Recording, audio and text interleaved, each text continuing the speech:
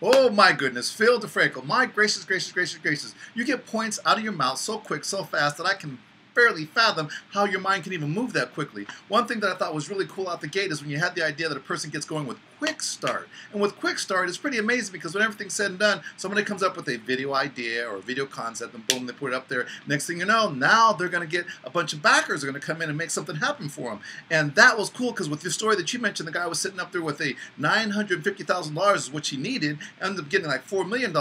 But all these different ideas come to people, and as they're coming up there, there's different levels of way they can participate. Somebody might sit up there and say, well, I'll give you $5,000. That guy said, well, I'll take you out to dinner. Next thing you know, someone gives them like $10,000. Well, I'll give you part stocks and what's going on. So each time somebody puts some kind of money or some type of backing or pledges some kind of money, the person who wants the concept to happen decides what they want to do in reciprocation to make sure that they give some kind of balance thank you back to the person. And I think that's huge. Something else I thought was cool is the idea that you were talking about lying.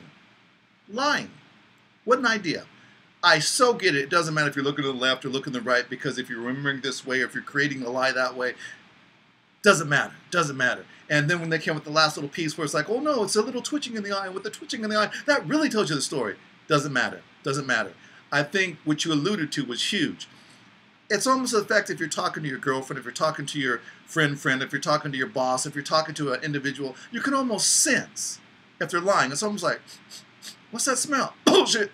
You can kind of tell when somebody's doing something off color, whether it's the hairs that go up in the back of your neck, whether it's like they're trying too hard to be extra nice and they're usually not that nice, or maybe it's just the whole vibration is like, why is this person, like you said, doing not so much the wringing of the hands or the crossing their arms or any of that stuff. It's just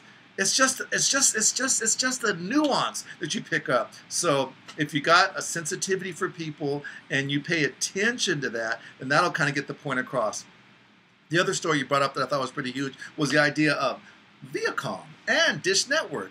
And with that being in mind, there's a beautiful, beautiful, beautiful story, like you said, with the best ones on time, Breaking Bad. I just got introduced to it yesterday, so I was kind of glad that I was up to speed on that much. It was at 55 years old, sometimes not in the curve, but a lot of the stuff that's going on. But that much I did know. And I thought was brilliant the way you kind of correlated the concepts, since you're kind of like a techie guy, that when everything's said and done, they may not let Dish Network open up to show all these great shows that are coming in. But Breaking Bad had a plan. They had a plan.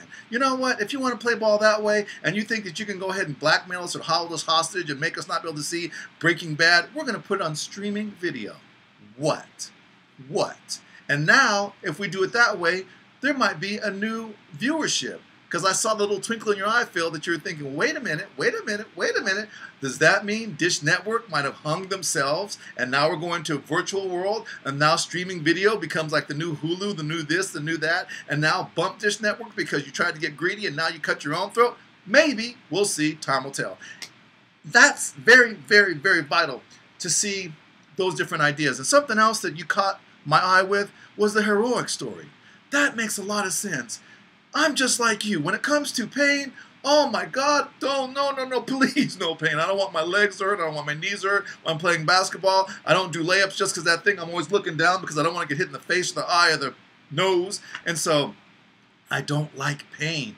And if I had been there with a broken leg and we're going downhill, at 55, I can barely make it downhill with my good legs or want to be good legs as it is. If one's jacked up, I used to be a 90250 in the medical field because I was a med tech, so I do have a medical background. But to see something like that go down, so anyways, I can just visualize me trying to hobble down, then excruciating pain, and I'm dealing with this, and I'm holding him, checking his vital signs. Then I'm on the helicopter, still dealing with my pain. Yes, somebody might have fixed me, but at the same token, I'm dealing with my pain, making sure his vital signs are okay, making sure he's not fading out, making sure that his, cause, like you said, the guy got, bam, popped in the head with a helicopter blade. He could have been dead. But even though he wasn't dead, maybe he had a helmet on. I don't know what prevailed him for not dying. But that was kind of freaky too. That was kind of freaky as well. Back to the douchebag of the year. You nailed it. You nailed it. There's some guy from Penn State that wants to go fondling kids and getting involved with kids. And then Joe Paterno decides to go, say nothing. Say nothing. I think I'll keep quiet about it. I'm not going to tell anybody. Dude. Just because you didn't go in the shower with him and do all these nasty things that this guy did doesn't make you exempt. Well, I didn't say a word, but I wasn't there. Dude, it's like a conspiracy. It's almost like you're part of it now because you kept your shut. That ain't gonna get it. That ain't how you do it. So, no. And like the way you're talking, Phil, it's like, well, yeah, when all the evidence shows up, when all the stories come up, when all the facts come out, then the board's like, well, yeah, I guess we better admit to this because, you know, it was out of character and that wasn't a good thing. And you know what? That was a bad way to go. And Joe Paterno, we're going to take your name off the hospital because you were bad not to tell us what happened. And like you said, the board knew, Joe Paterno knew, some of these other guys that were sitting up there knew. And like you said, you're just going to pay the kids. Okay, we're sorry. We won't let it happen again. No, And your inference of too little, too late made a lot of sense. So I like the way you put your stuff out there, Phil. You get your points across. They're interesting. They're ecstatic. They're exciting. They're vibrating. They catch stuff that's current. So you got it going on. Oh yeah, I'm a subscriber. Oh yeah, I'm a fan. So keep doing what you do. Keep teaching me. I'm learning too. So anyways, life is good. Keep that ball rolling. Talk to you soon. Life is good.